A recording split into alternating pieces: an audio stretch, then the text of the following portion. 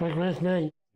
Meet Patrick Bruns. You'll first notice he looks different. We fully accepted the way he looked a long, long time ago. But if you get to know him, you'll realize you might have a few things in common. He has friends.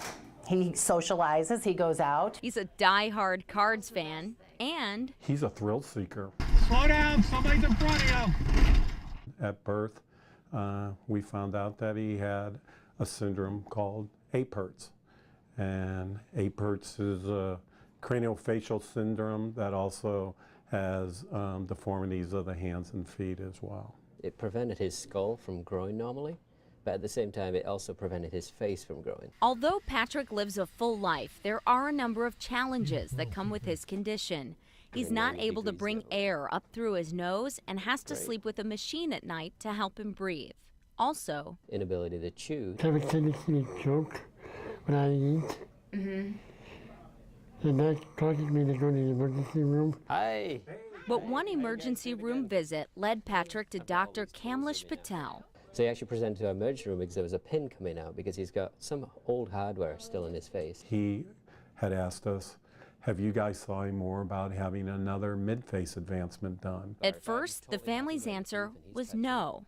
Patrick had a similar procedure done about 20 years ago that failed. And this is what's different from 20 years ago. We didn't have any of this. We didn't have the ability to do a 3D printed model. With this technology, Dr. Patel is able to virtually practice the surgery ahead of time. So less thinking we do in the operating room is better.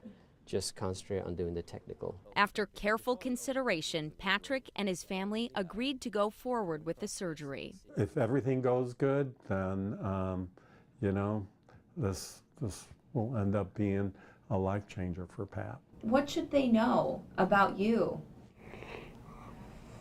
That I'm just grown up, that I'm strong, and I'm brave.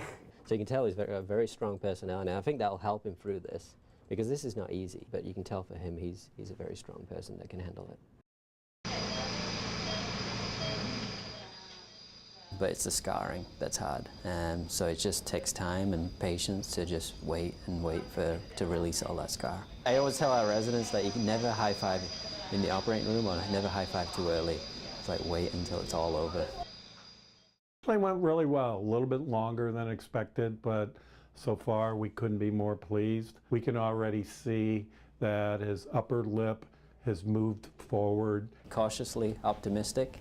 But, you know, it's going the right way so far. Make sure I do clockwise. The goal is to move Patrick's face forward about 1 millimeter a day, so he isn't expected to be fully healed for another few weeks until it reaches 25 millimeters, so about an inch forward. What do you want to have happen out of the surgery the most?